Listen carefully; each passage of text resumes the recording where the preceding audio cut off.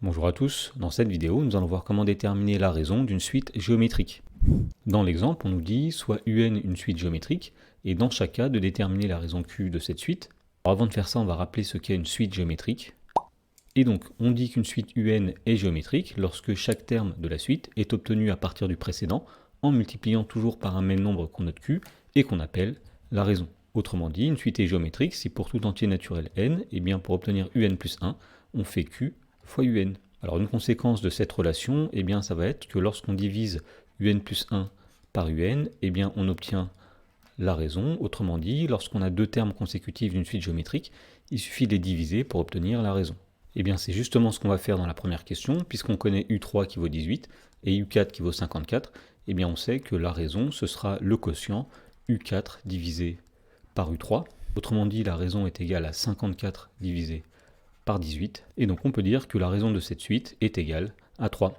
Dans la question 2, on nous dit que UN plus 1 est égal à 1,2 fois UN, donc cette fois-ci, on nous donne la relation de récurrence vérifiée par la suite UN. Donc ici, la raison va être tout simplement lue sur l'égalité. On voit que pour passer d'un terme UN au suivant, on multiplie toujours par le nombre 1,2.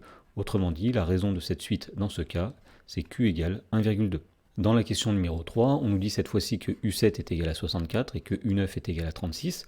Donc dans ce cas-là, on n'a pas deux termes consécutifs de la suite UN, puisque entre U7 et U9, il y a U8 qu'on ne connaît pas. Mais puisque la suite est géométrique, pour passer de U7 à U8, on va multiplier par la raison Q, et de même, pour passer de U8 à U9, on va multiplier par la raison Q. Autrement dit, pour passer directement de U7 à U9, on va multiplier une fois par Q et ensuite une fois par Q, ce qui revient à multiplier par Q au carré. Autrement dit, lorsqu'on divisera le terme U9 par le terme U7, ce qu'on obtiendra, c'est Q au carré.